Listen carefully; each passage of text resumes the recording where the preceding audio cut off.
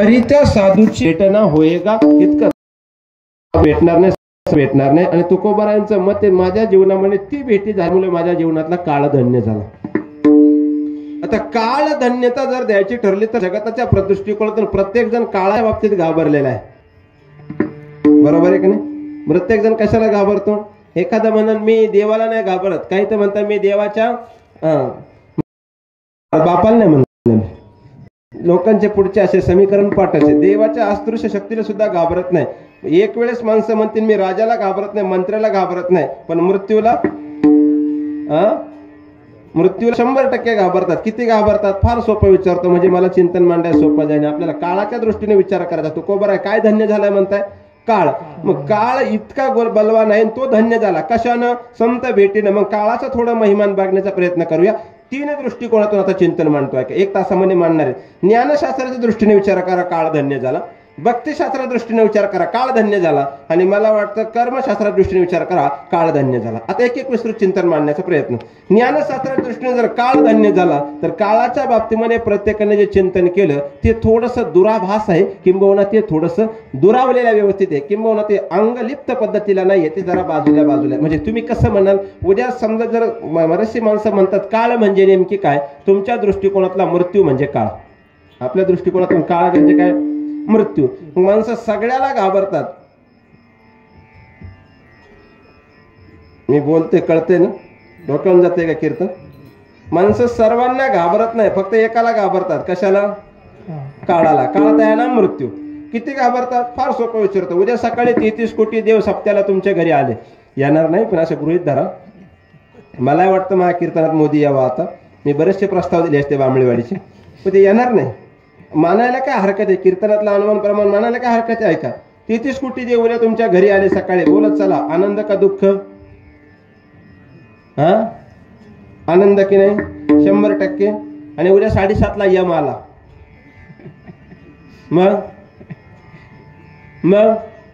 मग दुःख ना? तुम्हाला कन्फर्म आहे हा मोकळा जाणार नाही त्या यमासी करुणा. ओढोनिया काढी ती कुडी प्राणा, ओढाळ सापडे जाई सिधाना. रे ना रे ना रे ना रे ना रे ना. यानं बरं म्हणतात त्याच्या ठिकाणी वशिलेबाजी नाही. मारी ती जोडी ती तोडी ती निष्ठुर, मारी ती जोडी ती तोडी ती निष्ठुर, मारी ती जोडी ती तोडी ती निष्ठुर, मारी ती जोडी ती तोडी ती निष्ठुर. यमाचे किंकर बहुये सारा, यमाचे किंकर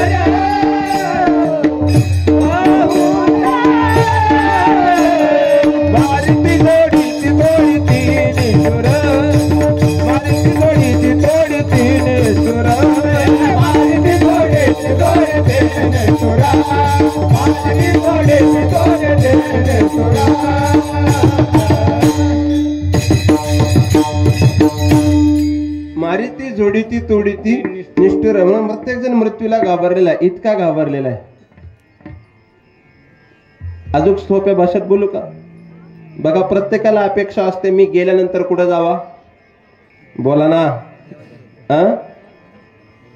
इथेच राहायचे? गेल्यानंतर मी कुठं जावं अपेक्षा असते? कुठं? स्वर्गात. 100%.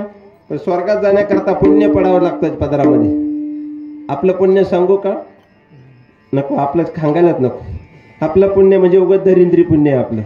50 रुपये वर्गण देतो ना, यादीत नाव नाही येत तोपर्यंत जेवत सुद्धा नाही. आपलं नाव आलं नाही बघ, मी मळ्यात ऐकलं, त्यामुळे मी सप्ताला वर्गणी देत नाही. तुझी वर्गणी 50 जेव्हा अख्खं कुटुंब तुझं. कोणत्या पद्धतीचा विचार आहे? नीट आहे का? स्वर्गात जायचंय का नाही तुम्हाला? एका मिनिटात मृत्यूला का स्वर्गात जायचंय का नाही? एवढी ऑफर देतोय मी यांना, इतकी सुंदर. लोक स्वर्गात जाण्याकरता यज्ञ करताय गुरुजी, आणि माणसं स्वर्गात नको म्हणताय. स्वर्गात जायचं म्हणजे डायरेक्ट स्वर्गात नाही जायचं असेल तर एक पर्याय सांगतो. काकडा आहे ना आपल्याकडे? पहाटे काकडा आहे का? आहे ना? हा, असं स्वरात म्हणायचं का काकडा? मोठा जागे असं नाही. अशी घाई होती काही काही नाही. इकडे नामाचं कीर्तन. अरे तू काय लेजिम खेळतो का? परमार्थ म्हणजे काय? आता एक नवीन फेडायला ते विना घेऊन नाटक बंद करायचं संस्थावाल्यांना मी सांगतो डायरेक्ट. विना हा फडकरी पद्धतीमध्ये संप्रदायाचं प्रामुख्य म्हणजे विना आहे आणि त्याच्या पाठीमागं चोपदार आहे. हे विडंबन नाही आहे परमार्थाचं. आता कुणी उठत इतक्या उड्या हाणत तरीच ते विनेकराने फेटा सोडला महाराज. असं जितकून उडी मारली ती फळी गेली सटकून हिंगण वेळ्याला. विनेकरी किरण गोसावीच्या माझ्या दोघांच्या अंगावर. एक तर विनेकरी 105 किलो. ही विडंबन आहे. विना हा प्रामुख्य आहे परमार्थामध्ये. आणि चोपदाराने जर राजदंड वरती केला ना तर अख्खा पालखी सोहळा थांबतोय. हे विडंबन थांबलं पाहिजे. नाचू आपण. इकडे पावल्या खेळू द्या ना. गाये नाचे वडे आपुलिया छंदे म्हणून हे बाकीचं नाचवणं वगैरे त्या पद्धतीने बंद करायचे. या क्रियामान सांगतो ऐका. सिद्धांत म्हणतो स्वर्गात जायचं ना पहाटे यायचं. इकडे सुंदरपैकी काकडा चालू असतो आणि ते काकड्यामध्ये जे भजन म्हणतात ना त्याची पेटी लावायची. पांढरी 2 काळेजांचा स्वर जायचं आणि इकडे येड्यावर नाही म्हणायचा. कुणीकडे आपण कधी कधी आता खरा स्वर जर ऐकायचा असेल ना आता कीर्तन संपल्यावर पंक्ती बसल्याने मग स्वर ऐका. हरे राम हरे हा स्वर एक. इतके वैतागलेले असतात ना काही काही बहादर तर शिल्लक होईपर्यंत शिल्लक ठेवत नाही भाऊ. तुमचं भाग्य आहे महाराज. 7 ते 9 ला इतके जमले. 7 ते 9 ठेवा नाही तर 9 ते 11 ठेवतं. 7 ते 9 ठेवलं ना काही बरोबर 8:45 ला येणार. काही 8:45 ला येणार. नाही कळलं. काही 8:45 ला येणार आणि काही 8:45 ला येणार असं मला म्हणायचं होतं. ते तसं नाही. हरी आहे असं नाही. असं नाही. इतकं प्रेमानं स्वर असणारं भजन तिथं स्वरात म्हणायचं. मग जसं पेटी स्वरात गाते ना तसं स्वर गात जायचं. हळूहळू तुम्ही स्वर गात गेले. नीट ऐका ना. पेटीच्या स्वरात हळूहळू स्वर गात गेले की आपोआप स्वर कीर्तनाचे नि नटनाचे नाशिले व्यवसाय प्राय चित्ताचे जे नावचे नाही पापाचे ऐसे केले. कीर्तन चांग कीर्तन चांग होय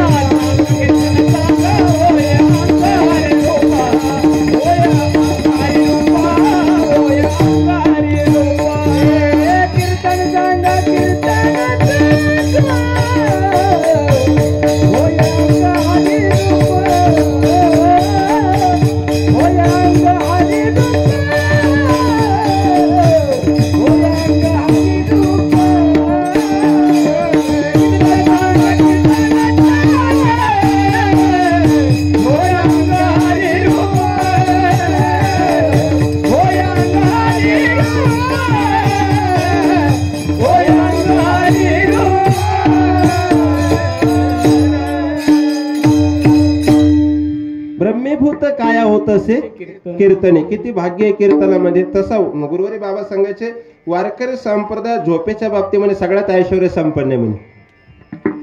कशाच्या झोपेच्या बाबतीत इतकं सुंदर आहे म्हणे. कीर्तनामध्ये श्रोता झोपतात यात काय नवल नाही म्हणे. उभ्याने टाळकरी झोपतात. ते पडल्यावर कळतात खरं झोपला होता काय. म्हणजे किती भाग्यवान आहे. आता याच्यातले बरेचसे असे काही माणसं असतील की ज्यांना घरी गेल्या झोपेच्या गोळ्या द्या. इकडे उठा पांडुरंगा म्हणेपर्यंत बहादर जागा आहे तरी सुद्धा झोप येत नाही. पण इथं रूप पाहताला जर झोपला ना जय विठ्ठलच उठतो महाराज. त्यामुळे मी कीर्तन लय सावध करतो. ते मी इकडे धादोडवाडी वगैरे त्या परिसरात जायचो पहिले. जुनं नवीन कीर्तनकार मी 9 ते 11 कीर्तन. त्यांचे कीर्तन म्हणजे वाटाणा भरून झाला ना गोण्या मग जेव्हा सुरू करायचं तेव्हा करायचं. बाबाने गप्प बसायचे. 10चं कीर्तन 11:30 जन्म असतं मीच. आणि 11:30 अभंग गोकुळीच्या सुखांत पारण्या लेखा. सगळे वाटाने तोडून दुःखामध्ये त्यांना काय सुखा काढायचं गोकुळीचं. गडी अशी एकदम मरगळलेले 11:30 पर्यंत मला निम्मी झोप आली महाराज. आणि मी एक असं समोर वैयक्तिक एक वयस्कर व्यक्ती होता. अख्खा अभंग चिंतन त्या व्यक्तीकडे बघून सोडवलं. 11:30 कीर्तन ते म्हणजे चाल द्या 12-1 वाजेपर्यंत चाललं तरी महाराज आपल्याकडे काहीच बनवलं. मी याला बाबा काकडा किती वाजता आहे म्हणलं तुमच्याकडे. 12:30 पर्यंत कीर्तन केलं आणि नंतर कीर्तन संपलं. तिथं समोर जे म्हातारं होतं ना मी एखादा विनोद वगैरे चिंतन केलं ते करतो. गड्या अख्ख्या वाडीत हुशार माणूस गड्या एवढा सुज्ञ ऐकणारा ह्या वयात. मला आनंद झाला आणि मी थोडस बाजूला गेलो का नाही गड्या आपलं चुकतंय म्हणायचं. मला काचच लागला महाराज त्याचं. 12:30 पर्यंत अख्खा कीर्तन एकट्या फाकड्या का पाहून केलं मी. आणि कीर्तन संपल्यानंतर ही मंडळी राहायची गोडे बाबांची ती. बरोबर ना. हा मला चांगलं माहिती. मी ओळखतो त्यांना तेव्हापासून. मग असे जुने गायक होते त्यांना म्हणलं का ते पुढचं लय हुशार आहे. ते म्हणजे महाराज ते बैरे अख्खं कीर्तन त्या भाकड्या का पाहुडी. मी विचार करा तुम्ही असं जर सांगणार असं श्रोतवर्ग असेल तर नाही. नीट आहे का. मग त्या दृष्टिकोनातून, निद्राच्या दृष्टिकोनातून असणारा काळ धन्य कोणता? ज्ञानशास्त्राच्या दृष्टीने विचार करा. काळ प्रत्येकाच्या पाठीमागे, काळाच्या उडी पडेल बा जेव्हा सोडविना तेव्हा माये बापा सोडविना, राजा देशीच्या चौधरी तुका म्हणे तुझं सोडविना कणी. म्हणजे मृत्यूच्या कचाट्यातून काळाच्या बाबतीमध्ये कोणाला सुट्टी नाही. कोण कोण गेलं यादी फार सोपी. आजा पंजा बाप याच्या पलीकडे सांगू, येथवर नाही आले अवतार येरते पामर, की अवताराच्या राशी तो हा विभाविटेवरी. एवढे सुद्धा अवतार काळाच्या आधी नाही आणि तुकोबार आहे त्या काळाला धन्यता देत आहे. हे कसं काय? आता चिंतन फार सोपं आहे, काहींच्या डोक्यावरून जाईल, पण मी प्रत्येक वेळेस वाढीत आलं का अभंग बदलून त्या पद्धतीने चिंतन करण्याचा प्रयत्न केला. मग तो काळ ज्ञानशास्त्राच्या दृष्टिकोनातून बलवान आहे, ते आधीन जाणार नाही. कर्मशास्त्राच्या दृष्टिकोनातून प्रत्येकाच्या जीवनामध्ये संताची, देवाची भेटी निश्चित आहे, पण त्याच्याकरता त्याचं कर्म प्रारब्ध पूर्ण भोगून जोपर्यंत संपत नाही, नीट आहे का, तोपर्यंत देव त्याला भेटणार नाही. ही त्याची असणारी कर्मशास्त्र आहे. म्हणजे कर्मशास्त्र सांगतं देव भेटेल संत भेटल्यानंतर, पण त्याच्या आधी कर्मात जे प्रारब्ध आहे ते पूर्ण भोगून झाल्याशिवाय देव भेटणार नाही. म्हणजे प्रारब्ध आधीन जे आहे ते जगाच्या बापाला सुद्धा चुकवता येत नाही. एका जनार्दनी भोग प्रारब्धाच. म्हणून एक वाक्य सांगतोय, जे जे लिहिले प्रारब्धी हा बरोबर ते न चुके कर्म कधी, या दृष्टिकोनातून आहे का. प्रारब्धात जे लिहिले, जे सटवीने लिहिले ना, हे जगाचा बाप आला तरी बदलू शकत नाही. एक दृष्टांत सांगतो म्हणजे लक्षात येईल. जे भेटणार आहे ते भेटणारच. दृष्टांत शपक आहे, सिद्धांत पटण्याकरता घेतो आणि चिंतन सांगतो. संत भेटीचं महत्व काय. गुरुवरे बाबा सांगायचे 3 बंधू होते, दृष्टांत द्यायचे, जे प्रारब्ध ते भेटणार आहे.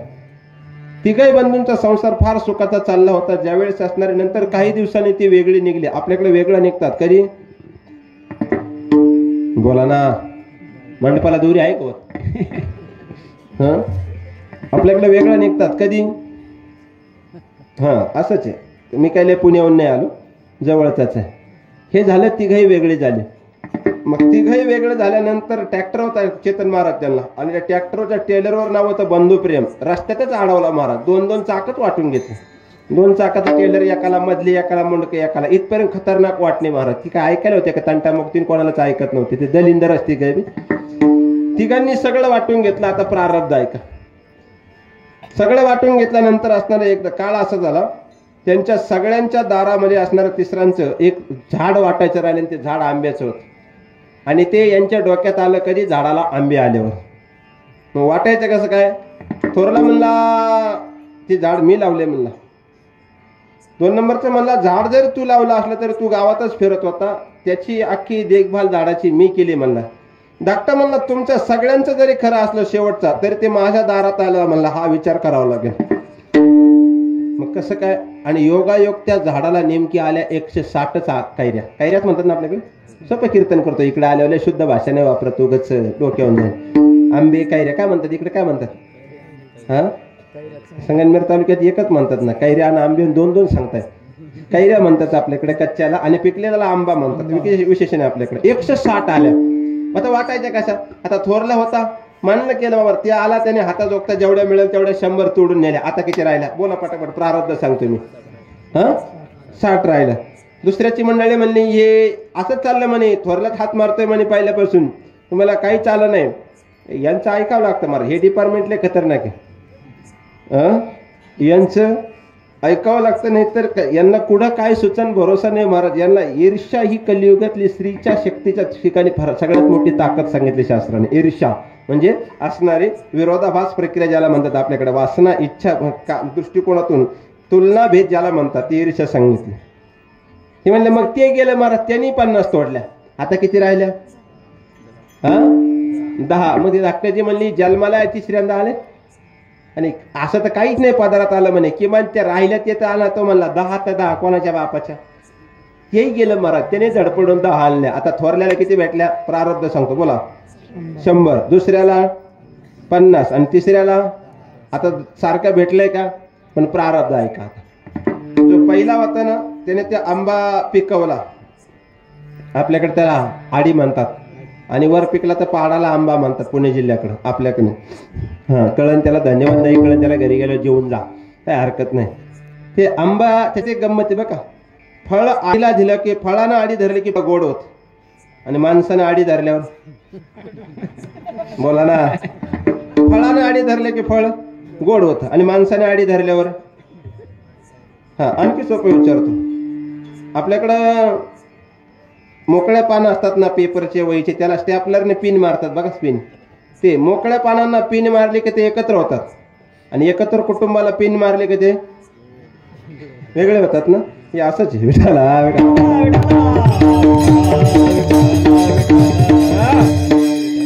आंबा पिकवला आणि बाजारला घेऊन गेले. सकाळी सकाळी आवक जास्त होती. 1 रुपयाला आंबा, 1 रुपयाला आंबा घेऊ का, उधळू फेकायचा आहे, बघा बघा लय स्वस्त, असं तो म्हणला. मी काय विकाय नव्हतं.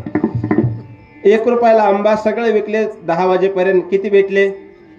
प्रारब्ध ऐका, किती भेटले? 100. दुसऱ्याची बायको म्हणले आता सुद्धा आपला गेलं पाहिजे, 1 गुन्हे कमायला त्यांच्या बरोबर संगमनेरला गेलीच पाहिजे म्हणे. दलिंदराचा अवस्था.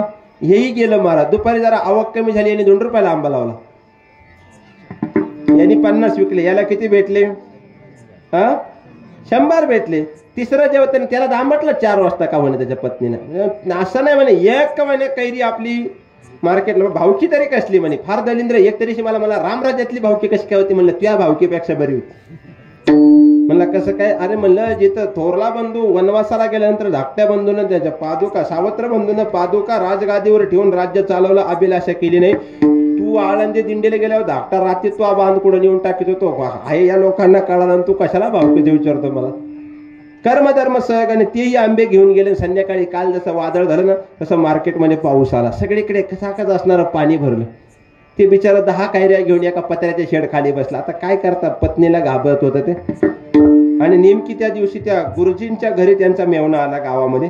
आणि पत्नीने सांगितलं तसंही काही केलं असतं, पण गावात सप्ताह चालू आहे, काही नाही. एकादशीला सांगायला होता, आज एकादशी. इरी जवळच्याच वाफाक वाढा नेमकी. मग ते म्हणे आंबे घेऊन या. आता गुरुजी बिचारा धाकात गेलं महाराज. ते सगळीकडे पाणी झालं. आता आंबे कुठे भेटायचे गुरुजीला? गुरुजीने बरोबर त्या पत्र्याच्या शेडखा आश्रय घेतला आणि त्याला हे दिसलं. ते म्हणे कुठं? नाही म्हणे आंबे विकायला आलो होतो. तुम्ही कशाला आले गुरुजी? नाही ते पाहुणा आला घरी आणि त्यांना आंबे न्यायचे होते. गुरुजी आता तर पाऊस झाला, आंबे कुठे भेटणार? आंबे बघावं लागेल. गुरुजी आंबे भेटतील, पण आंब्याचा रेट जास्त आहे. कोण म्हणला? 10 कैऱ्यावाला. गुरुजी म्हणला रेटने घेतलेला आंबा परवडेल, पण घरी जाऊन रेटावलेला नाही परवडेल. मग तो म्हणला 10 रुपयाला आंबा आहे. चालेल म्हणला. 10 आंबे घेतले. किती भेटले? बोला ना. थोरल्याने किती विकले? किती भेटले? दुसऱ्याने 50 विकले. किती भेटले?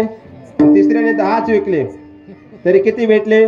एवढ्यावर नाही थांबलं, ती काय घरी आले. इथं दृष्टांत संपला. आता इथून पुढचा तुमच्या करताय. नेमकी धाकट्याची पत्नी थोरल्याच्या पत्नीला भेटली. ती धाकट्याचीला विचारलं तुम्ही किती आंबे विचारले? म्हणे आमचे 10 आंब्याचे 100 झाले. पण तुमच्या 10चे 100 झाले, मग आमच्या 100चे 100 बाकीचा मेला का पेला तर नाही ना म्हणे. काय दृष्टिकोन? एका जनार्दनी भोग प्रारब्धाचा हरी कुठे हरी कुठे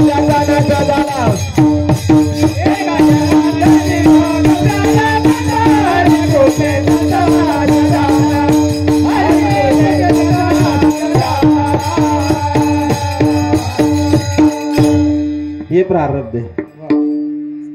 ते प्रारब्ध भोगावंच लागतं, भोगल्याशिवाय पर्याय नाही. संचित क्रियामान भोग येतो प्रारब्ध. अन्न मान धन येतो प्रारब्धा आधीन. हे प्रारब्धात आहे. नीट ऐका. मग कर्मशास्त्र हे आपल्याला कामाचं नाही. मग भक्तिशास्त्र आपल्या दृष्टिकोनातून फार महत्वाचं. भक्तीच्या मापे मोजितो अनंता, इतराने तत्वता न मोजावे, शास्त्र सांगितलंय का. मग भक्तीनं जो देव दुर्लभ आहे भेटतो का? अनत्र संतांनी विचारलं का नाही, काही मी उद्धार पावेन, काही कृपा करील नारायण, ऐसे सांगा तुम्ही संत जन, करा समाधान चित्त माझे, कैय खंडे येईल कर्म, कैय खंडे येईल कर्म, समाधान चित्त माझे, कैय खंडे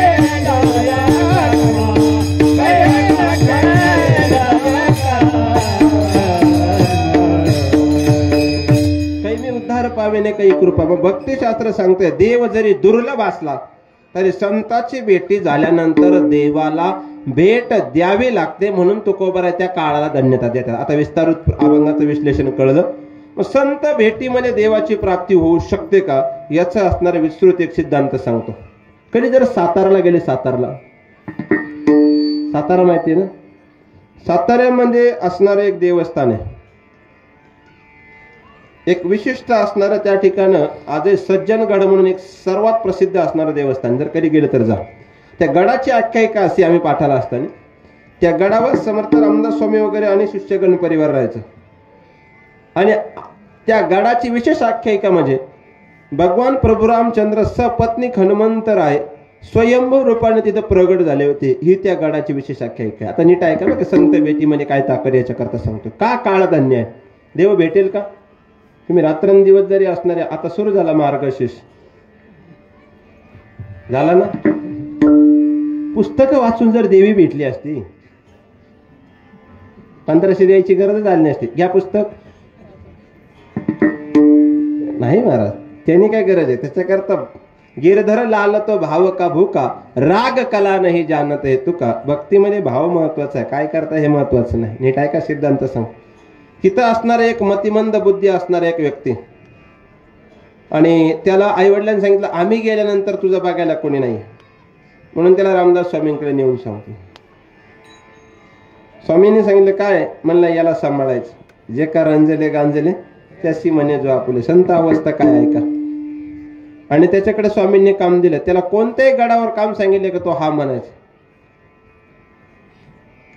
आणि प्रसंग असा ओढावला, स्वामींनी काशी क्षेत्रावरती सप्ताह करायचं ठरवलं. सगळ्या शिष्यगणांना सांगितलं आपल्याला तर जायचे, संत भेटी सांगतो, पण इथं असणारा कोणतरी एक निष्ठावंत सेवेकरी पाहिजे की जो आपल्या या देवस्थानची सेवा करेल.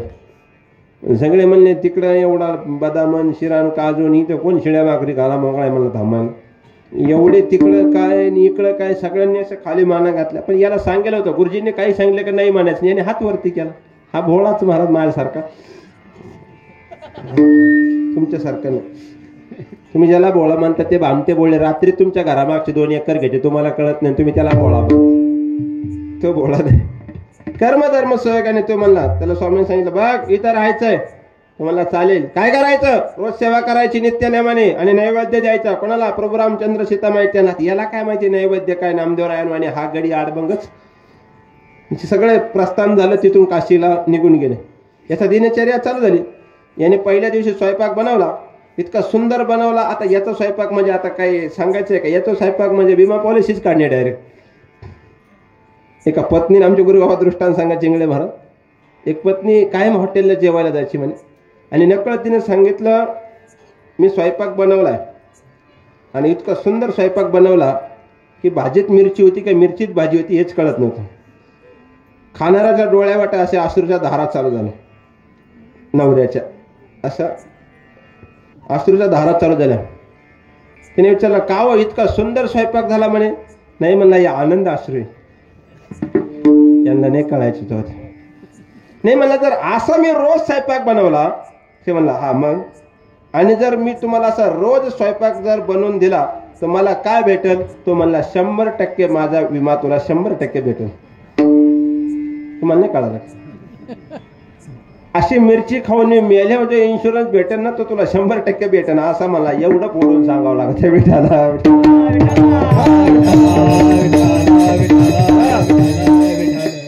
हा गडी आडबंगच गेला नैवेद्य घेऊन बसला. देवा चला जेवायला. कोणाला, प्रभू रामचंद्रांना. देव काय महाराज काय असं सहज पावेल का. देवा रोज आमच्या गुरुजींच्या हाताने नैवेद्य खाता, आता जर नैवेद्य खाला नाही ना जीव देईन मी, मला गुरुजींची आज्ञा आहे. देव सुद्धा घाबरले. मला सीतामाईने त्यांना सांगितलं आता पर्याय नाही, त्याला स्वयंभू रूपाने दर्शन द्यावं लागेल. बघता काय माझ्याकडे हनुमंतरायासहित सगळ्यांनी त्याच्या हातच्या भाकरी खाल्या 15 दिवस. अख्ख्या ऐका बघा, मी माणसं बोलत नाही, पाठाला बघा. आणि नेमकी काय झालं, 15 दिवसांनी ती आजारी पडलं. थंडीचे दिवस, सकाळी उठायचं स्वयंपाक वगैरे करायचं. ते आजारी पडल्यानंतर एक दिवस नैवेद्य नाही, प्रभू रामचंद्र प्रगट झाले. म्हटले जेवायचं काय. देवा आता इतक्या दिवस मी चांगला होतो, तुम्हाला एवढ्यांना जेवण करून घातलं, मग एक दिवस तुझ्या बायकोने स्वयंपाक केला तर काय बिघडन म्हणलं. प्रभू रामचंद्राला सीतामाईला सांगितलं काय काय वेळ आहे का माझा स्वयंपाक मी कोण हे इथं काही नाही म्हणे, इथं अजिबात नाही. ज्या सुखा कारणे देव वेळावला, इथं तू देव आणि मी भक्त तू देव ऐसे करी दावे रूप मज गोपिका रमण. इथं भेदाभेद भ्रम अमंगळ याचं इतक्या दिवस खाल्लं, याच्या बापाचं आपल्याला स्वतः स्वयंपाक करावा लागेल. स्वतः जगत जननी आई साहेबांनी असणारा तो स्वयंपाक केला. आता तो स्वयंपाक काय तिथं काय अवेलेबल असणार, त्या शिळ्या भाकरीचा असणारा भोगा केला. शिळ्या भाकरीचा भोगाच करतात आपल्याकडे, नाश्ता येतो काही काही नाही सकाळी सकाळी केला महाराज. आणि तर केल्यानंतर आता असणारा विश्वाच्या मालकीनेचा हात लागल्यानंतर तो भोगा काय आपल्या मालकीनीसारखा असं का, आपली पाहती भेटा टाकन चालती का वाडा का, तरी आपण म्हणतो ते गुण लावण्याची खाणे काय प्रमाणे काही काहींचे महाराज. एवढंच चांगलं म्हणावं लागतं. तुमचं काय माझं काय सारखंच आहे, याच्यापेक्षा काय वेगळं. तुम्हाला काय वाटतं तुमच्यातले बरे, आमच्यावर येतं ते कधी कधी आमच्यावर सुद्धा. त्यामुळे मी जास्त कुठे लय फिरायला येत नाही, चातुर्मास करून आलो. अनुभव सांगतो, जाऊ द्या सगळे गडी आपल्याच पॅनलचे म्हणजे परमार्थातले असं नाही. चातुर्मास करून आलो, गृहमंत्री तापले आमचं. तापले तर म्हणलं जाऊ द्या एकुलती एक बायको ऐकलं पाहिजे. म्हणलं काय झालं, नाही म्हणजे तुम्ही परमार्थ करत फिरता आम्हाला फिरवा ना. म्हणलं हिला कुठं फिरवा, म्हणलं वारकऱ्याची बायको सांग, आळंदी पंढरपूर पैठण महाबळेश्वर पा म्हणलं येड. आता हे कुठं याची चॉईस कुठं, म्हणलं चला आता ऐकावं लागतं, देवाला ऐकावं लागलं. आणि सोन्याचं आपली यादी कुठे ठेवतात. मग महाबळेश्वरला नेलं, मूळ स्वभाव नाही जात महाराजांचा. आता आपला सगळ्यात पाठरबाग दुर्गम पाण्याच्या बाबतीमध्ये उन्हाळ्यात आपली लिफ्टिंग दुर्दैवाने असणार. ती महाबळेश्वरला जेव्हा वाहणारे धबधबे पाहिले, आनंद अश्रू व्हायला लागण्याच्या डोळ्यातून. म्हणलं वा भाग्य, बिचारीने कधी निसर्ग पाहिला नसेल, हे निसर्ग पाहिल्यामुळं आनंदाचे अश्रू आले. म्हणलं खरंच निसर्गाची ताकद तुला कळले की निसर्ग किती गोड असतं. तसं नाही म्हणले, माय इथं जर धुणं धुवायला आणलं असतं तर काय बारे निघला असतं. पाहत म्हणून काहींचा काय होत नाही मूळ स्वभाव. मी बोलतोय का, आधी होती दासी पट्टराणी केले तिसी, आधी होती दासी पट्टराणी केले तिसी,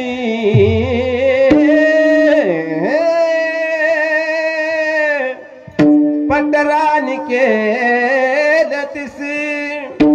तिचे हिंडणे राहीना मुळा स्वभाव जाईना, हिंडणे राहीना मुळा स्वभाव जाईना, हिंडणे राहीना मुळा स्वभाव जाईना, तिचे हिंडणे राहीना मुळा स्वभाव जाईना.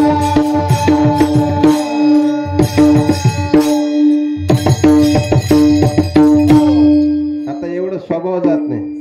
काही माणसांचा स्वभाव चालवा येतो महाराज. एक वाक्य बोल, एखादा माणूस 100% अडचणीत असलेला माणसं म्हणतात त्याला 100% बाहेर काढला असता, पण त्याचा स्वभाव फार सोपं बोलू. उन्हाळ्यात आपल्याकडे पाणी कमी पडतं, एखादा बिबट्या खालच्या दऱ्यातून वर आला, बिबट्या आला, इथे 10-5 माळकरी बसलेले मारतान बाबा, आणि अचानक एखाद्या हांड्यामध्ये बिबट्याचं पाणी पिता पिता मान अडकली, बिचारा धडका घेतो ह्या भिंतीतून त्या भिंतीला, त्या भिंतीतून त्या भिंतीला. तुम्हाला असं वाटत नाही का आपण त्याचा हंडा काढावा?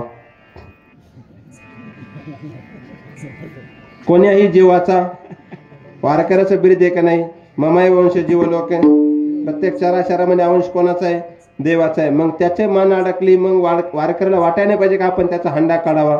आपल्याला 100% वाटतं त्याचा हंडा काढावा, पण त्यानंतर त्याने आपला काटा काढावा. म्हणजे काय आहे, तो 100% अडचणीत आहे, पण त्याला बाहेर काढायला गेलं त्याचा स्वभाव आडवा येतो. अशी काही स्वभावाची सुद्धा माणसं असतात, 100% त्याला एका मिनिटात बाहेर काढला असतं, पण ते पुन्हा स्वभावाने आडवे. मग कसा आडवा येतो? आता एक दृष्टांतात मी जे बारोड म्हणलं त्याचं उदाहरण सांगतो. एक भिकारी नव्हती, भिकारी आता होती, त्याला मी काय करू, आणि ती राज्यात भीक मागायची, पण दिसायला सुंदर होती. मला नीट ऐका बघा, याच्यात मेसेज एक तरुण वर्गा करता. आणि ती राजाला पसंत झाली. त्या राजाची चॉईस होती, भिकारीने आवडली ज्याला, राजा दलिंदरच असं. आणि राजाने तिला अडवलं, मागणी घातली की मला तुझ्याशी विवाह करायचा. उजळले भाग्य आता भिकारणीला असणारा. जर राजा मागणी घालल्यानंतर त्या भिकारणीचं उत्तर नीट ऐका बसलेल्या माता भगिनी. तिने सांगितलं, मी भिकारीने, माझा विवाह राजाशी होतोय, माझं भाग्य आहे, पण मला लग्न करता माझ्या बापाची परमिशन घ्यावा लागेल. कळतंय कोण आहे? भिकारीने. मी राजाशी विवाह करणारे, माझं भाग्य आहे, पण मला विवाह करता माझ्या बापाचे परमिशन घ्यावे लागेल. हे कळतंय ना कलियुगाला. याच्यापेक्षा खाली येऊन मला नाही बोलतायत व्यासपीठावर. राजाने त्या भिकाऱ्याला माहिती मागणी घातली. तो म्हणला माझ्या मुलीचं तर भाग्यच आज पुण्य फळले बहुत दिवस. आता थाटामाटात विवाह झाला. आता कोण झाली बोला, वेळ काही पडेल. राणी नाही, आता पट्ट्या राणी झाली. पूर्वी राण्यांमध्ये जे मुख्य असायचे तिला पट्ट्या राणी म्हणायचे. बुवा धोरणात पाहिजे सांगताना. आता पट्ट्या राणी झाल्यावर आपल्याकडे एक प्रथा आहे. लग्नावरून आल्यानंतर घरामध्ये प्रवेश करत असताना ते दार अडवतात वगैरे. तुमच्याकडे आहे का? मी गेलो एकदा त्याच्यातून. काही दोनदा जातात. ते भाग्यवान असतात. त्याला आपण काय करावं? मल्हार भाग्य म्हणावं लागेल त्याला शास्त्रीय भाषेमध्ये. मल्हार भाग्य शब्द नाही कळाला तर मग माझ्याकडे याच्यापेक्षा सोपा पर्याय नाही. आणि तिथं असणार तिला दारात अडवलं, नाव घ्यायला सांगितलं. आता कोण झाली होती? पट्ट्या राणी. आधी कोण होती? बेकारीन. आता हिनं नाव मला एवढं येत नाही पण मी प्रयत्न करतो. ती म्हणे घरात होती चूल, त्याच्यावर ठेवलं पातेलं, त्यात ओतलं दूध, दुधावर आली साय आणि राजा साहेबांचं नाव घेते भिक्षा वाडगा मला. आता कोण झाली होती? राणी. स्वभाव गेला का? एवढ्यावर नाही ते एवढं पंचपक्वान्न खाऊन अशी व्हायला लागली. राजाने प्रधानाला बोलावलं. म्हणला हिच्या बाबतीमध्ये काही जातीभेद चाललाय का म्हणला राजवाड्यामध्ये? हिला असं आणल्यामुळं कोणी जास्त वाळीत टाकतंय का? नाही म्हणला राजासाहेब, हा आपल्या अन्नाचा परिणाम आहे. म्हणलं मग हिला काय करावं लागेल? राजा म्हणला हिला 2-4 घरं मागायला सोडावं लागेल म्हणजे जेवणा करता. राजा म्हणला पण ते योग्य वाटणार नाही. सोडलं मारा, ते गुबगुबीत झाली. पण मूळ क्रिया काय? राजियाची कांता काय राजयाची कांता काय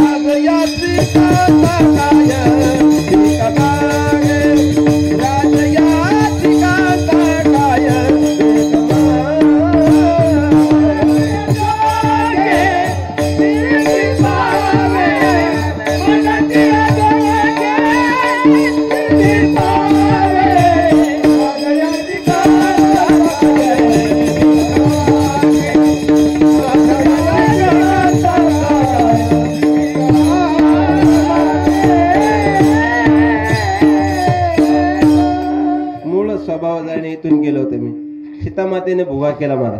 त्या भोग्याचा सुगंध इतका सुंदर सुटला ना, देवाचा स्पर्श झालेला होता मारा. तो भोगा काय आपला स्पर्श होता. पण हा गडी कलाकार हा म्हणला प्रभू रामचंद्राला, देवा एक इच्छा आहे म्हणला, तरच मी जेवण करेल. तो म्हणे स्वामींनी माझ्यावर जबाबदारी टाकली का याला सांभाळायचंय. कोणावरती? तुका म्हणे भार घातली यावरी. म्हणे काय इच्छा आहे? नाही, हा भोगा जर आमच्या गुरुजींनी खाला तर त्यांना किती आनंद होईल. गुरुजी कुठे आहे? काशीला. याचा काशीला जाईपर्यंत भोगा होईल तरी याला भोगा न्यायची अपेक्षा. पण ते म्हणे आता तू काशीला जाणार कसं? अजिबात नाही म्हणला. मी ऐकलेलं आहे तुझ्याकडं माणूस लय हुशार आहे म्हणलं, एका उडीत लंकेला जाऊ शकतो म्हणला. देव म्हणला बोळा दिसतोय पण बामटाय म्हणला, चांगलं कळतंय याला. देवाने मारुतीकडे बघितलं. सुंदर भगवान बलवान बजरंग बलीला मारुतीत म्हणायचे. रामायणामध्ये राम नामे करी मारुती. मारुतीकडे बघितलं म्हणे, मारुती काशी. मारुती राहिले म्हणे, देवा मी मारुती आहे, मी मारुती कार नाही माणसं व्हायला. मी आपला मारुती फक्त तुम्हाला खांद्या घेऊन येऊ शकतो का? मी मारुती कार आहे का याला उचलन त्याला नेन ओला उभे आहे का? फोन केला थांबलं म्हणला. तेव्हा नाही ना स्वामी काज ऐक, तू याला नाही नेलं तर हा त्याचा अपमान नाही. तू माझा शब्द नाही ऐकला हा माझा अपमान. स्वामी काज गुरु भक्ती पितृ वचन सेवापती हीच विष्णूची महापूजा अनुभव नाही. मारुतीरायांनी खांद्यावर टाकलं, उचलला आणि त्या गडाच्या पायथ्याला नेऊन ठेवला काशीच्या. सांगितलं सांगू नको मी आणून सोडला. नाही नाही कसं काय सांगन म्हणला, अजिबात नाही. हे गेलं वरती. याला पाहिलं तर रामदास स्वामींना घामच उभा राहिला. या आलं कसं काय म्हणलं. कुठून आला? आता चालू म्हणलं गडावरून. कुठं काशी कुठं सातारा येडे म्हणले. जाऊ द्या म्हणलं. कोणी आणून सोडलं? आपलं मारुती नाही का? रामदास स्वामी म्हणले हा काय म्हणतोय भांबालो आणि मला कळालं. मारुतीने आणून सोडलं खांद्यावर. वेड आहे म्हणला. काय घेऊन आलाय? भुगा आणलाय म्हणला. आता सीतामाईने केला होता. आता तर आईस्क्रीमच झालं रामदेव स्वामी. काय सांगतोय, आता आलो मला मारुतीने आणून सोडलं आणि सीतामाईने भोगा केला आणि त्याला स्वयंपाक करायला करून 5 दिवसापासून तेच करते. आपली तब्येत बिघडली होती ना, रामचंद्र प्रभूने सांगितलं. ते म्हणलं गड्यास रामदेव स्वामी म्हणले माझ्या स्वप्नात सुद्धा प्रभू रामचंद्र आलेले. याचं सांगतोय कसं काय, हे मूर्ख आहे म्हणला. जाऊ द्या. मग त्यांनी ते असणारा तो डबा उघडला. त्याच्यातून वाफा जशाच्या तशा निघत होत्या आणि तो स्पर्श त्यांना जाणवला. देवते संत निमित्त त्या प्रतिमा. आणि त्यावेळेस असणारा तो वाफा जाणवल्यानंतर रामदास स्वामींच्या डोळ्यातून घळघळ घळघळ अश्रुधारा व्हायला लागल्या. तो डबा प्रसाद म्हणून बाजूला ठेवला आणि ते जे बावलट होतं ना शुद्ध पद्धतीचं, त्याचे दोन्ही पाय धरले आणि भाग्य सांगितले, गड्या आयुष्यभर स्वप्नात न येणारा जगताचा मालक तुझ्या हाताखाली राबला. पायी मेथी पायी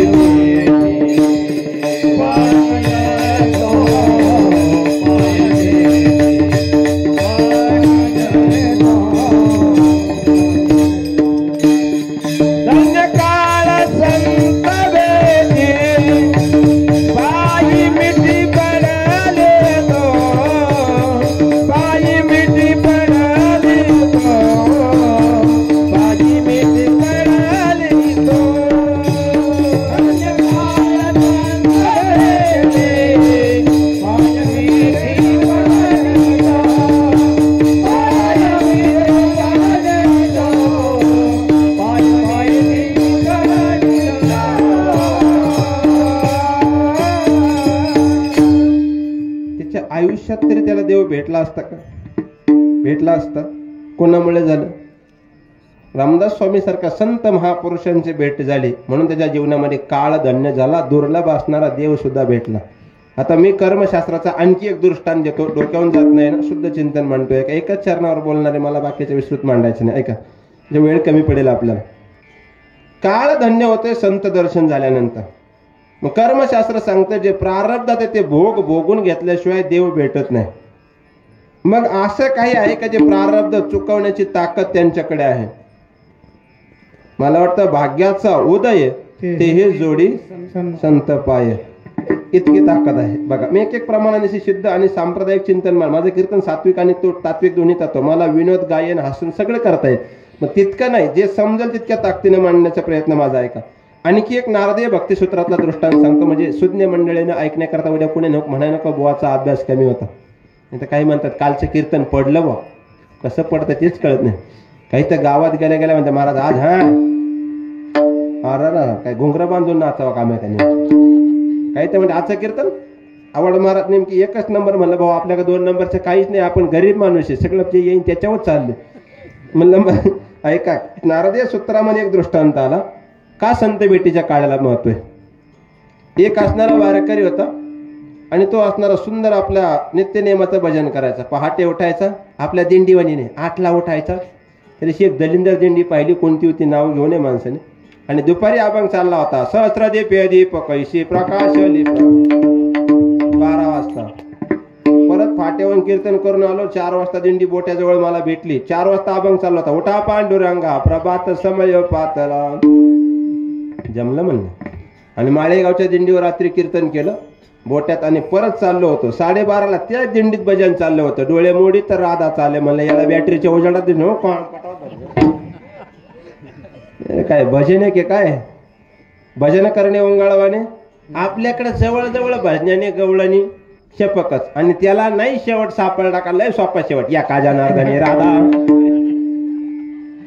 लागली, तिला काय तेवढंच काम होतं. येडपटाचा बाजार कुठला, काय भजन आहे, किती सुंदर भजन केलं पाहिजे. नको दुष्ट संग पडे भजनामध्ये भंग, पडे भजनामध्ये भंग, पडे भजनामध्ये भंग.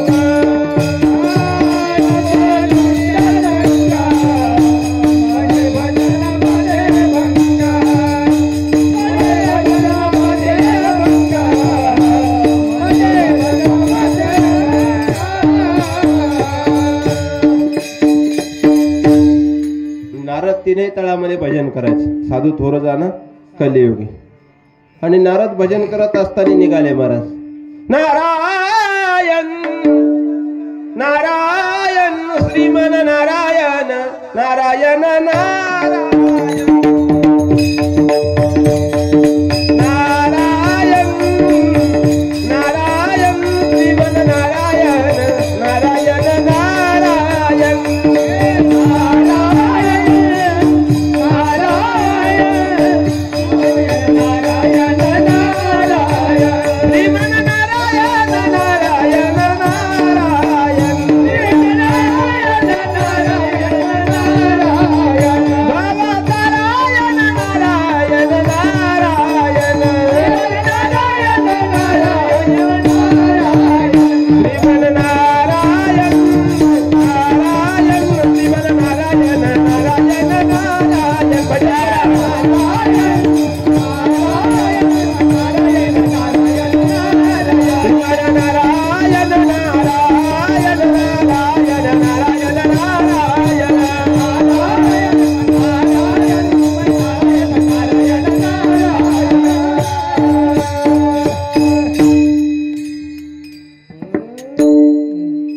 काय इतके निबारे महाराज, एवढं गोड भजन म्हणलं तरी हल्ले सुद्धा नाही भाऊ. नाव तुझे रे नारायणा फोडी पाषाणाला, दगड जर त्या नावाने तरताय मग जिवंत माणसांनी म्हणायला काय हरकत आहे. आमचे गुरुवारी बाबा म्हणायचे संत मेल्यानंतर त्यांचं हाड विठ्ठल म्हणतं, जिवंत माणसांचं थोबाड सुद्धा म्हणत नाही विठ्ठला.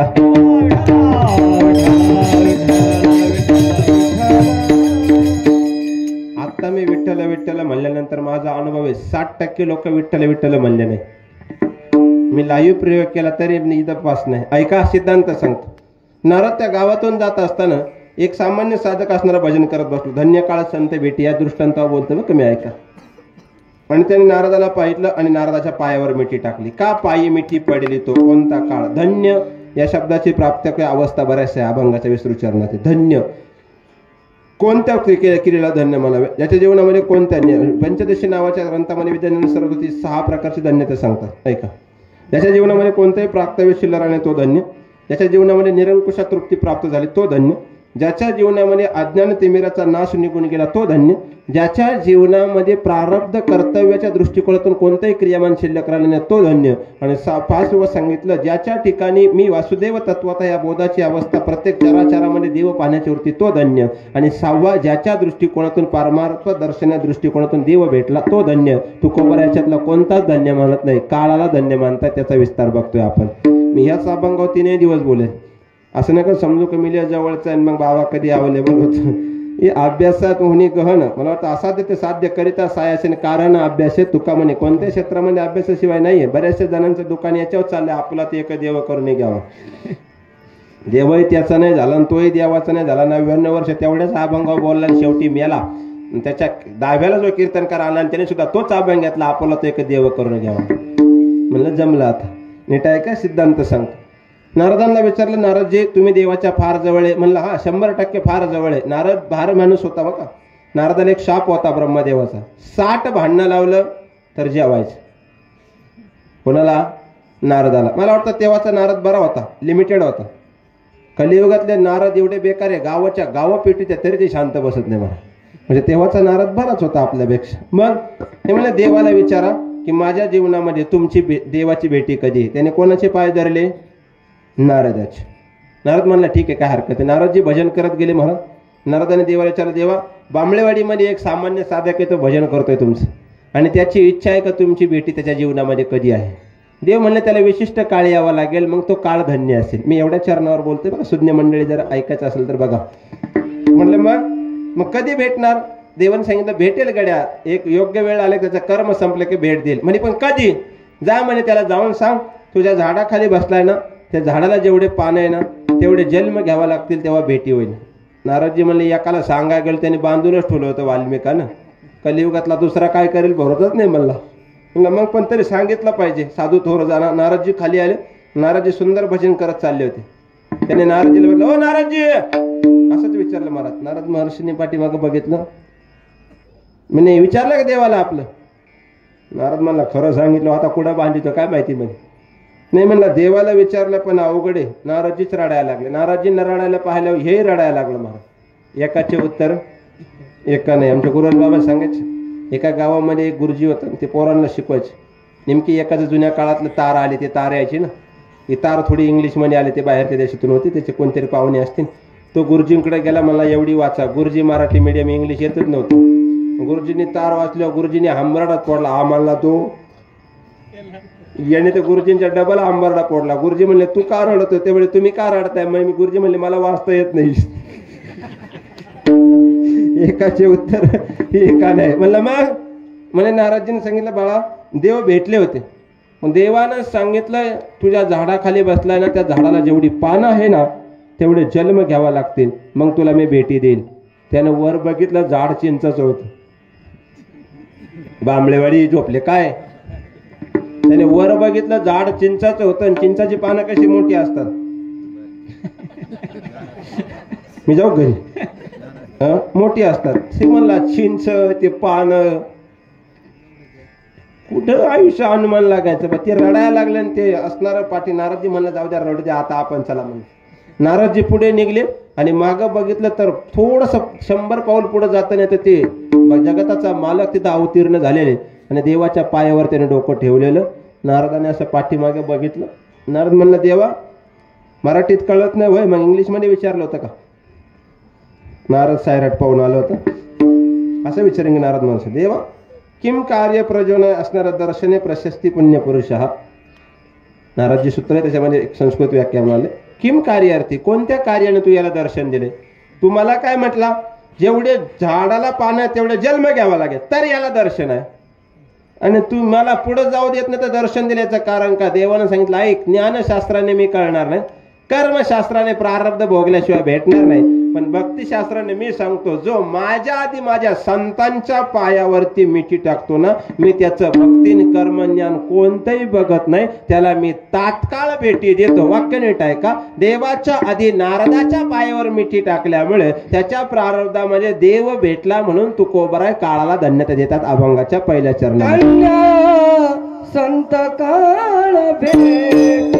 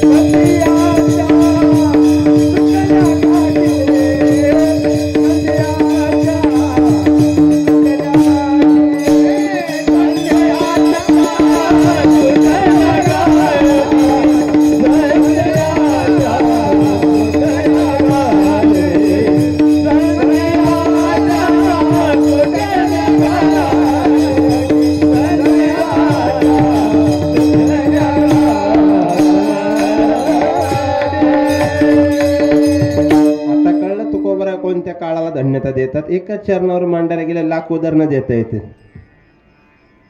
तुकोबारा त्या दृष्टिकोनातून सिद्धांत मांडताय की ज्या काळाला भगवान परमात्मा भेटी देतो त्याच्या आधी संत भेटी जर झाली तर तो काळ धन्य होतो. असा आपल्या जीवनातल्या प्रत्येकाचा काळ धन्य झाला पाहिजे. कधीतरी एकदा देव भेटला पाहिजे. देव भेटेल तुम्हाला, पण तुम्हाला स्वप्न सुद्धा देवाचं पडायला पाहिजे. काल परवाची एकादश होऊन गेली. माझ्या सहित असा कोणी एखादा भाग्यवान त्याने हात वरती करावा, ज्ञानोबराय माझ्या स्वप्नात आले मला आळंदीला बोलावलं पहाटे. आहे कोणी? कीर्तन संपलं, शिल्पी घेऊ आपण दिसतो. यांच्या स्वप्नात येऊन रात्री ₹1,00,000 मिळाले. काहींचे तर स्वप्नात 1500चे 2100 झाले. दलिंदर स्वप्न तुमची. क्रियामान कळत आहे का? कोणत्या दृष्टिकोनातून काळ धन्य झाला पाहिजे की संत भेटी झाल्यानंतर देवानं आपल्याला दर्शन द्यावं, तो काळ धन्य झाला पाहिजे. संदेह नाम संशय, तो संशय जातो संदेहाच्या सुटल्या गाठी, झालो पोटी शीतळ. संदेह कोणाला झाला होता? एकच सिद्धांत देणार, वेळ कमी आपल्याकडे. राम राजा व्हा सगळ्यात जास्त आनंद कोणाला? बोलत चला, एवढा दृष्टांत द्यायचंय मला. राम राजा व्हा सगळ्यात जास्त आनंद कोणाला? तुम्ही रामानं ऐकलंय ना? मग बोलत चला ना. असे सगळेच का? जिथं बोलायला पाहिजे तिथं बोलते, जिथं गरज आहे तिथं बोलणारच नाही बा महाराज. त्याशिवाय दृष्टांत बोलून गेलो डोळा असण्यामध्ये. एका महिलेला गावामध्ये सत्ता आली, बांबळे पाटील, आणि ती रस्त्याने मध्येच चालायची अशी. आणि एक बिचारा पोरग सायकल होतं, ते सायकलचे ब्रेक फेल झाले बाबा म्हणून. आणि ती लांबूनच आरडत चालला, बाजूला वा बाजूला वा, सायकलचा ब्रेक तुटलाय, अंगावर येऊ शकते. ती म्हणे मी कसं काय बाजूला वाईन, माझ्याकडे सत्ता आहे म्हणे. नाही ऐकलं महाराज. आता याचे ब्रेक तुटलेला बिचारा काय, कारण जसं आलं तसं त्या महिलेला धडक दिली. तिचे 2 दात पडले, तिने त्याच्यावर केस केली. आता त्याचं वय कमी, कोर्टामध्ये केस गेली. प्रतिस्पर्धी वकिलांनी सांगितलं तुला कुणीही काय बोललं अजिबात बोलायचं नाही. पुढच्याने विचारलं सायकलचा धक्का दिला, शांत. प्रतिष्ठित व्यक्तीचा अपमान केला, शांत. तुझं वय नाही, तुझ्याकडे लायसन नाही, शांत. त्यांचे 2 दात पडले, मनात म्हणला 5 पडायला पाहिजे होते, पण बोलला नाही. हुशार होता तो, शांत. मग त्या समोरच्या म्हणे जाऊ द्या, हा मतिमंद आहे, ते बोलत नाही. मग ही तिकडच्या कोपऱ्यात कटघऱ्यात मी गप बसाव ना. आता काय बोलत नाही, त्या दिवशी ओरडत होता बाजूला व्हा बाजूला व्हा, सायकलचा ब्रेक तुटलाय, बाजूला व्हा. तुम्हाला नाही कळलं? अख्खं कोर्टन वकील तिच्याकडे पाहतोय. त्या दिवशी इतका ओरडत होता, 4 वेळेस ओरडला तरी मी बाजूला झाले नाही. पुन्हा म्हणायचा बाजूला व्हा, सायकलचा ब्रेक तुटलाय. जज म्हणला याला बाहेर काढा, हिला आत टाक. जिथं बोलायला पाहिजे तिथं गरज नाही, पण जिथं सांगितलं तिथं बोलत नाही महाराज. मनुष्य स्वभावच विचित्र प्राणी आहे. म्हणून कलियुगामध्ये थोडं विचारपूर्वक कर्म करत चला. संध्याच्या सुटल्या गाठी एवढं चरण सोडतो आणि चिंतन पद्धतीने थांबतो. राम राजा हा सर्वात जास्त आनंद कैकेयीला. पण राम जर राजा झाला तर रावण होत नाही हे स्वर्गीच्या देवतांना कळल्यामुळं राम राज्यामध्ये कलह निर्माण करण्याचा प्रयत्न केला आणि संदेह नाम विकल्प नाव संशय ही देवतेला खाली पाठवलं. भावार्था रामाला सुंदर वर्णन आलं. मग जायचं कसं कर? रामराज्यामध्ये कोणाची शंकाच नाही. प्रवेश करायचा कसा? मग कैकेयीची असणे दासी कोण? मंथरा. आणि भागवतात वर्णन आलंय मंथरेला कलिंगड आवडायचं झालं. त्या कलिंगडामध्ये त्या विकल्प नावाच्या देवतेने प्रवेश केला. मंथरेने कलिंगड खालं, त्या आंतर प्रक्रियेने तो विकल्प घुसला. म्हणून संशयावनी थोर आणि पाप नाही घोर ही विनाशाची वाघुरण प्राणी आत या दृष्टिकोनातून असणार त्याने विकल्प तयार केला. जी मंथरा आनंदात होती ना ती जमिनीवर गडबडा लोळायला लागली. कैकेयीला वाटलं काय झालं? कैकेयीला उचललं, तिला आलिंगन दिलं. आलिंगन गडे मोक्ष सायुज्यता गडे या दृष्टिकोनातून हा विकल्प कैकेयीकडे गेला आणि जी कैकेयी राम राजा होणार होता त्याच्या विरोधाभास प्रक्रियेला गेली. म्हणून संशयाची असणारी परमार्थाची जी दशाने ती माझी सुटली. इतका संशय घातके संदेहाच्या सुटल्या गाठी आणि झालो पोटी शीतळ. गाठी विरहित परमार्थ केला की तो बासरी सारखा गोड होतो. मी तरी सांगितलं ना दृष्टांत डोळा असण्यामध्ये. बासरी माहिती ना, बासरीला भुरळावं लागतं आणि नंतर त्यातून असणारी स्वरबद्ध अवस्था होते. अशी असणारी बासरी सारख्या गाठी एकदा जीवनातून आडी निघून गेल्या का गातल्या बाहेरी काम क्रोध वैरी बैठला अंतरी पांडुरंग बैठला अंतरी पांडुरंग.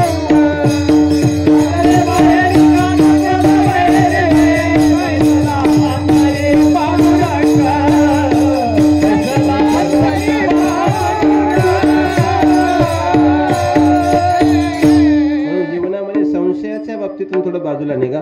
परमार्थाचा संशय गेला आणि नाम मात्र जीवन झालं. कोणतं नामस्मरण त्यांनी केलं? संप्रदायाच्या नियमाप्रमाणे सगळ्यांनी एकदा भजन करायचं. कोणतं नाम? एकदा प्रेमाने सर्वांनी हात सुंदरपैकी वरती करायचे. ज्यांना ज्यांना हात दिले सरळ देवादेवाच्या वरती करा. सरळ सरळ म्हणजे डोळा असण्याच्या येड्यावेळी वाढल्यावर सोडू नका. असे सरळ असे वर तुम्ही असेच बसा. आम्ही जातो आता.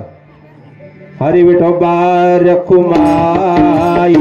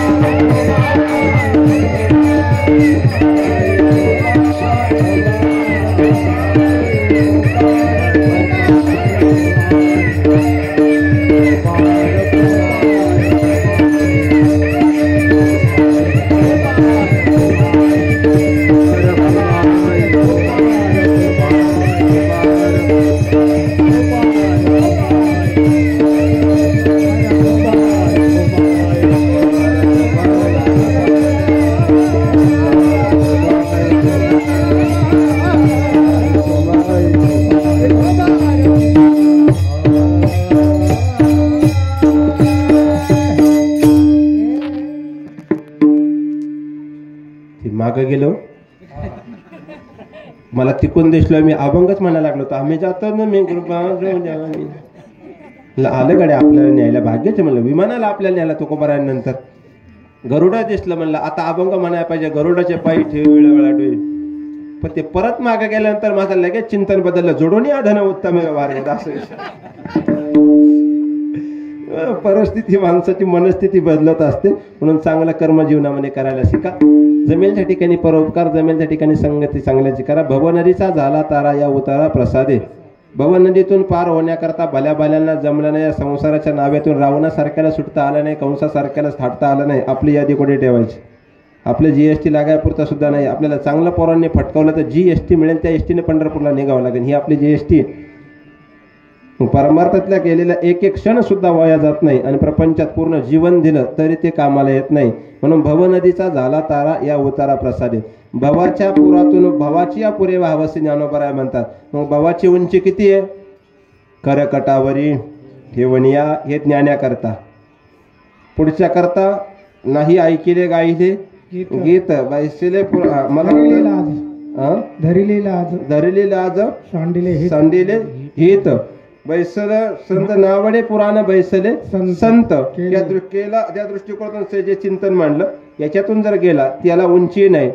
पण ज्याच्याकडे फक्त नामस्मरणाची साधना आहे, देवा मला याच्यातून बाहेर येता येत नाही, याच्यात पोहता येत नाही, याचे पाणी किती खोले हेही माहीत नाही या संसाराचं, त्याच्याकरता तुकोबारायाने सांगितलं, नामदेवरायाने आधी करून सांगितलं, देवाने सांगितलं, जर तुझी चित्ताची साधना माझ्याकडे असेल तर धोरणिया बाही भवहा तारी दातारा चतुरथ शिरोमणी गुणलावण्याची मुकुटा सकळमणी धन्य तुची विठोबा. म्हणून त्या काळाला धन्यता दिली. लाख उदाहरणं आपल्याला देता येईल. वेळेची मर्यादा आहे, वेळेचं बंधन आहे. म्हणून जाता जाता एक विनंती करतो, चांगलं जीवन जगण्याचा प्रयत्न करा. कलियुग आहे महाराज, इथं उपकाराची पेढा अपकरण करण्याकरता पावला पावला माणसं बसलेली. इथं गरज संपली का देवाला सुद्धा सोडलं जाते, तेव्हा तुमची आमची यादी कुठे ठेवायची? गरज संपली का देवाला सोडतात माणसं, आपली यादी कुठे ठेवायची? कोट्यवधी चुका म्हणजे ज्याची संपत्ता एवढी पहा सांगा ते कवडी गेली नाही. म्हणून प्रारब्धाने जे लिहिले ते कर्म करा. थोडासा कवण्या परमार्थाला वेळ द्या. एक वाक्य बोलू, एक सोपा क्रियामान सांगू, फार सोपं. दिवसातले 23 तास 55 मिनिट तुम्ही प्रपंचाला द्या. फक्त 5 मिनिट असणारे तासातले असणाऱ्या जगताच्या मालकाला द्या. तो भगवान परमात्मा तुमचं कल्याण केल्याशिवाय राहणार. तेवढं तर देऊ शकत नाही का तुम्ही? अख्खा काळ बलवान आहे, पण तुका म्हणे भार घातलिया आणि होईल कैवारी नारायण. 23 तास 55 मिनिट द्या. फक्त 5 मिनिट देवा करता दिलं ना तर मला वाटतं तो भगवान परमात्मा हाके सर शिवडीन घालवणी स्तंभ फोडी. मला वाटतं आईशी कृपावंत कोण माझ्या विठाई. देव 5व्या आणि 6व्या वर्षी जनाबाईन मीराबाईला भेटलाय. आपले 80 वर्ष झाले तरी भेटाना. याचा अर्थ आपलं कर्म चुकतंय कुठंतरी, आपला भाव चुकतोय कुठंतरी, आपलं प्रदर्शन चुकतंय. परमार्थ आत्मदर्शन असावा, प्रदर्शन नसतावा.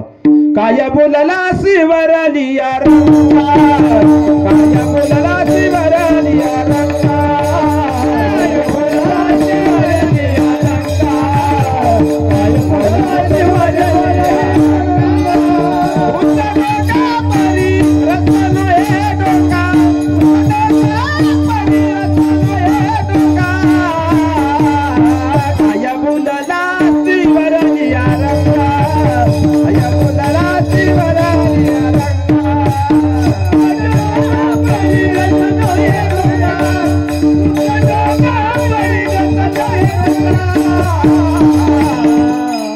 काय बोलला शिवराया रंगा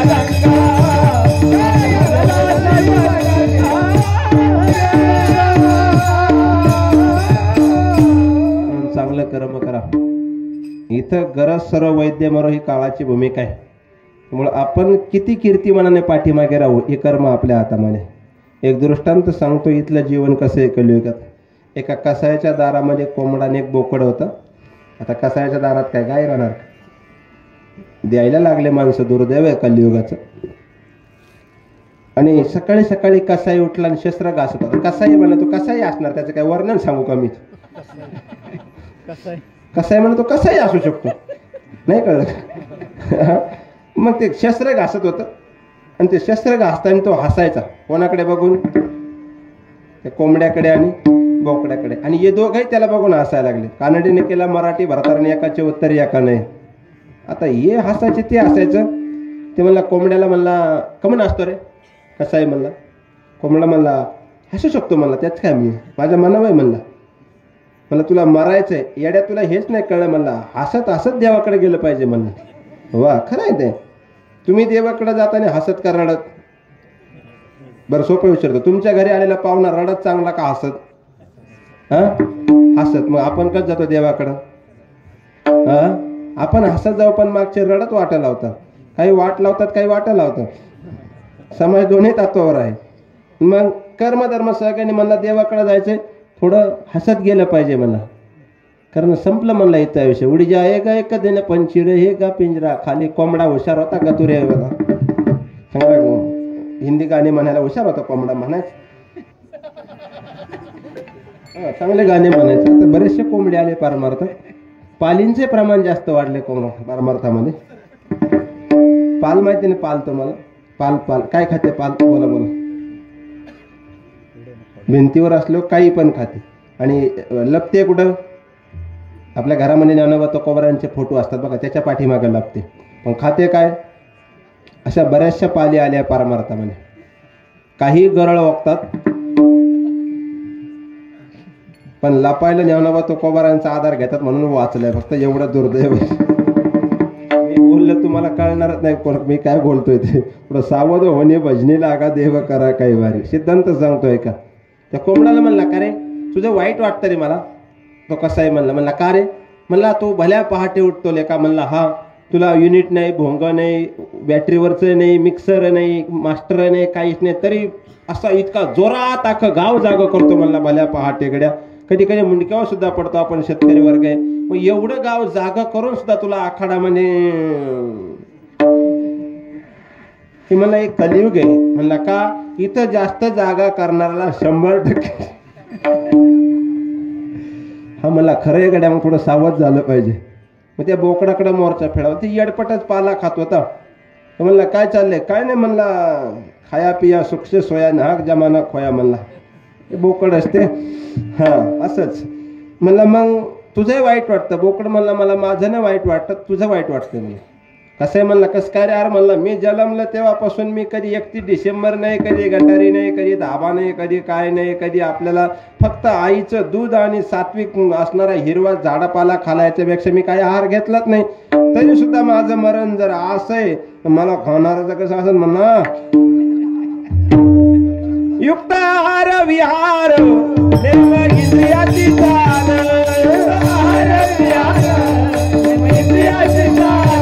काळ सारावा चिंतने एकांतवासी गंगा स्नाने, चिंतने एकांतवासी गंगा स्नाने. देवाच्या पूजाने, देवाच्या पूजाने प्रदक्षिणाया तुळशीच्या. युक्त आहार विहार देव इंद्रियाची सार, हा नसावी वातर निद्रा बहुभाषण.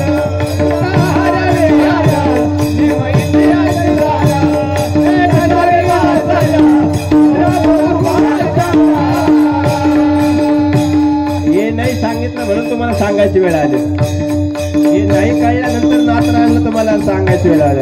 हे जरी नाही काल तरी दुसरा येईल, हे जरी नाही काल. एक साडी झाली पाहिजे सगळ्या. हा सरत सेवती बा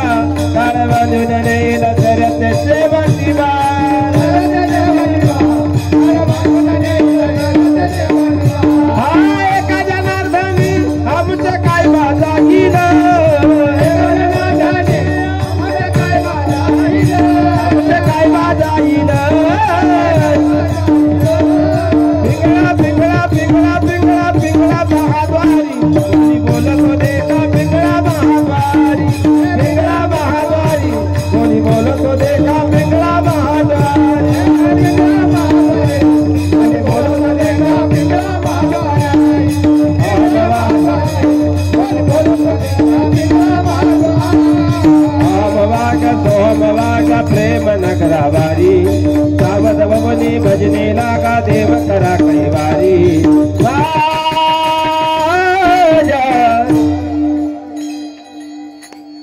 मल्हारीची वारी मल्हारीची वारी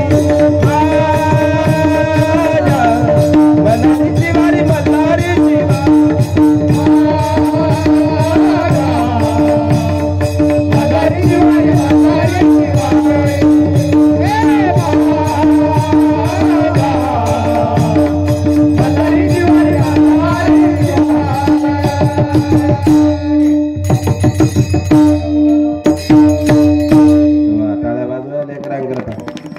चांगल्याला चांगलं म्हणा ना, याला काय येतं त्याला काय येतं, मग थोबाड तोंड तुला काय येतं? माणसांच्या याच्यातच अक्का स्वभाव गेला मला. चांगल्याला एका गायक वादक लय पैसे घेता हो, लय घेता, मग तुला देतो तू म्हण. तुला एक भाषण करायला दुसऱ्या तो आवाजही गेला ना, आवाजही निघाला. काय भाषण भाषण एवढा ओरडला का पांढरे चारला तू? हे साधन आहे महाराज लेकरांची. एक वाक्य बोलतं जाऊ, ही साधन आहे. तू मला सांगतो 3 तास उभे राहा पाठीमागे, कळेल काय? 3 तास ही लेकरं रोजची उभी राहते. ही साधन आणि याचं फळ त्यांना अवश्य मिळाल्याशिवाय राहणार नाही. परमार्थातलं एक क्षण माझी वेळ संपली. निर्धारित वेळेमध्ये फक्त शेवटच्या चरणाचा भाव सांगतो आणि थांबतो, म्हणजे अभंग सुटला. तो का म्हणे मंगळ आता कोण दाता या म्हणे. मानकोची बोधले बॉनचं नाव ऐकून असेल. बोधले महाराजांची परंपरा ऐका बघ. बोधले महाराज त्यांची परंपरा होती, दारात कोणी आलं तरी त्याला दान करायचं. प्रसंग असा ओढावला. एकदा जगताच्या मालकानं त्यांची परीक्षा घ्यायची ठरवली. भगवान परमात्मा एका फकीराचं रूप घेतलं. एक वाक्य बोल, फकीर झाल्यावर फिकीर नाही केली पाहिजे कडे, मग काय उपयोग नाही कळलं. फकीर होऊन जर फिकीर करत असेल तर काय उपयोग आहे? मग वरी ही अवस्था आहे. मग असणार मानकोजी बोधले बोनच्या दारात आला, भिक्षाम देही सांगितलं. मानकोजी बोधले बोनचा परंपरा होते, काय मागतं मान, संकल्प सोडा. संकल्प सोडला आणि संकल्पाला पाणी घेऊन जी सून आली होती ना त्यांची भगीरथी नावाची, जिचे 14 अभंग आहे संप्रदायामध्ये, त्या फकीराने सांगितलं मला ती सूनच दान म्हणून द्या. जगातला कोणता शास्त्र आहे जो सुनेला दान करणे का फकीराला? मानकोजी बोधले बोनी देवाकडे बघितलं, म्हणलं गड्या आयुष्यभर केलेलं अख्खं कर्म माझं आता शून्य आहे आणि केलेलं परमार्थ शून्य आहे. कारण याचक जर दारातून रिकामा गेला तर नेई सुकृताची संपत्ती, पर्याय काय नाही. मानकोजी बोधले व देवाच्या समोर आले आणि हात जोडले आणि रडाला, लाज वाटे मना तुझा मन विता दास, गोडी नाही रस बोलिया सारकी, कागा के विलवाना मज केले भगवंता. रडायला लागले मला. मुलगा आणि सून धावत आले. का रडताय? अरे तो बाहेर आलेला फकीर म्हणतोय की माझी सून दान द्या, मी तर संकल्प सोडलाय.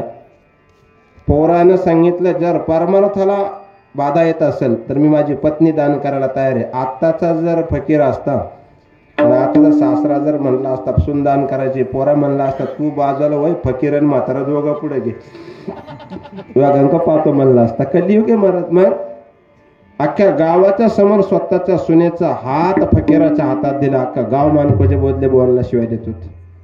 हा संत बेटीच्या काळाला धन्यता आहे. आणि तुका म्हणे मंगळ आता, त्यांचे इतकं दान कोणी करत नाही याच्याकरता सांगते दृष्टांत. मग तो फकीर जंगल लागला, अदृश्य व्हायचा पुन्हा दिसायचा, पुन्हा अदृश्य व्हायचा पुन्हा दिसायचा. हुशार होती मला, संत परंपरेतली होती. त्या बोधल्या वाच्या असणाऱ्या भगीरथीने त्या फकीराचा हात धरला. सांगितलं तू जो फकीर आहे ज्यानं अख्ख्या जगाला फसवलंय, तू मला फसू शकत नाही. मी वारकऱ्याची असणारी एक सून आहे, तू जगाचा मालक आहे.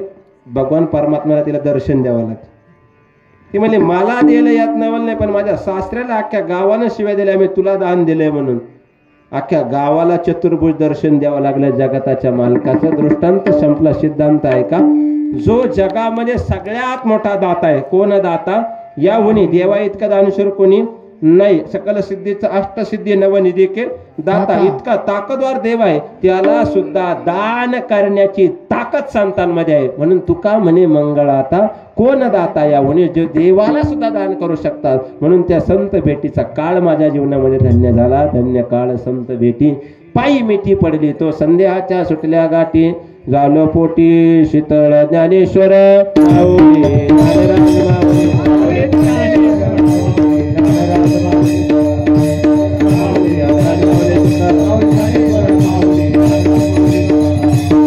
तुका म्हणे मंगळ आता तुका मने मंगळ आता मने मंगल तुका मने मंगल कोण दाता या होने कोण दात कोण दात कोण दात या होने संदेहाच्या सुचल्या संदेहाच्या सुचल्या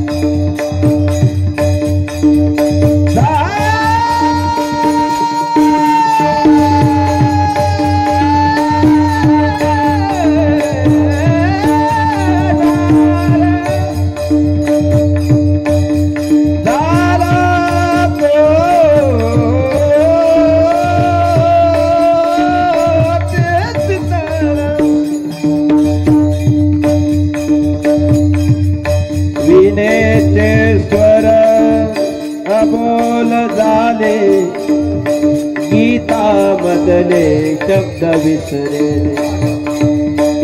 मुख्या मनाचे मुके मुखदीप ज्योती सब दळती सजल नयन नितरार बर सजल नयन नितरार बर सजल नयन नितरार जाल कोटे चितळा जाल कोटे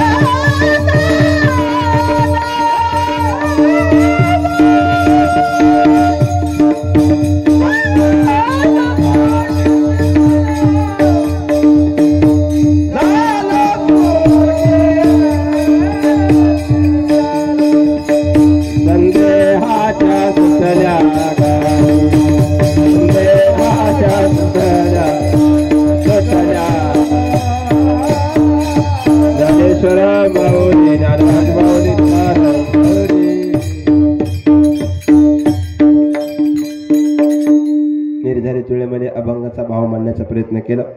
जमेल त्या ठिकाणी परोपकार करा, जमेल त्या ठिकाणी संगती चांगल्याची करा, संत सेवक करा, परमार्थामध्ये थोडंसं कामानं दान करण्याचा प्रयत्न करा. किमान 5 मिनिटं तरी रोजची नामस्मरण करा. घरामध्ये संस्कृती चांगली ठेवा. मुलांना हरिपाठ गीता गाथा थोडंसं ज्ञान द्या. माझा कायमचा एक नियम मी प्रत्येक गावात राबवतो. गावातून थोडं व्यसनमुक्ती वगैरे अशी झाली पाहिजे असा माझा एक संदेश आहे. आपलं गाव चांगलं आहे तरी माझा एक नेम आहे माता भगिनी, मी प्रत्येक गावात 2 पिणारी पकडतो. प्रत्येक गावात. खाली माना घालू नका, मी लगेच पकडी. वर पहा सरळ. पकडू का? 2 जण पकडू का? हा म्हणा म्हणजे मी खातो मार.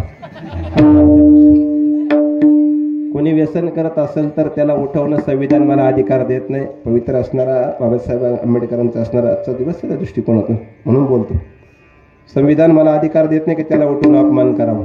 पण जर कोणी असेल सप्ताहात, नसावं पण असेल, तर त्याने पुढच्या वर्षी सप्त्यात माळा घालावी अशी माझी अपेक्षा नाही. पण किमान दारू व्यसन सोडून आपल्या कुटुंबातला जबाबदार नागरिक होऊन जरी पुढल्या वर्षी या सप्ताहात बसला तर ते सप्ते कुठेतरी सार्थक केलं. म्हणून चांगले कर्म करा. जमेल त्या ठिकाणी आईवडिलांची सेवा करा.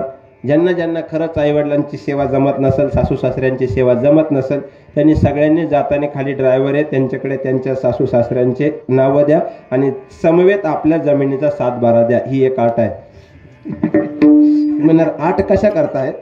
1500 मिळण्याकरता जर तुम्हाला एवढ्या अटी आहे तर मला म्हातारी मरेपर्यंत सांभाळायची म्हणलं मला किती अटी आहे? फक्त त्यांच्या नावावरची माझ्या नावावर करा, मी 100% सांभाळतो. स्वहिता कारण मानवले हरिकथा पूजन वैष्णवांचे झालेली सेवा समर्पित परोपकार सुंदर अन्नदान ज्ञानदान करणारे या ठिकाणी तरुण मित्र मंडळ फार सक्रिय आहे. तुमचं सर्वांचं मार्गदर्शन सप्ताह कमिटी आयोजक नियोजक संयोजक गावकरी टाळकरी माळकरी विनेकरी शाळकरी सर्वांच्या प्रयत्नातून या वाडी करता सगळ्यांच्या वतीनं आपण सर्व भजनी मंडळी एकदा यांच्याकरता टाळ्या वाजूया.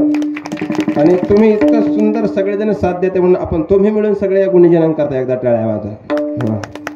असणारे सुंदर नियोजन उत्तर असणारे हे सप्ताह इतक्या नावारूपाला येऊ की कधी कधी आम्ही याचे साक्षीदार हो की एकेकाळी या सप्ताहात आम्ही कीर्तन केले असा वैभव आपल्या सप्त्याला प्राप्त हो. फक्त चांगला काळ आल्यावर आम्हाला काकड्याला ठेवू नका म्हणजे झालं.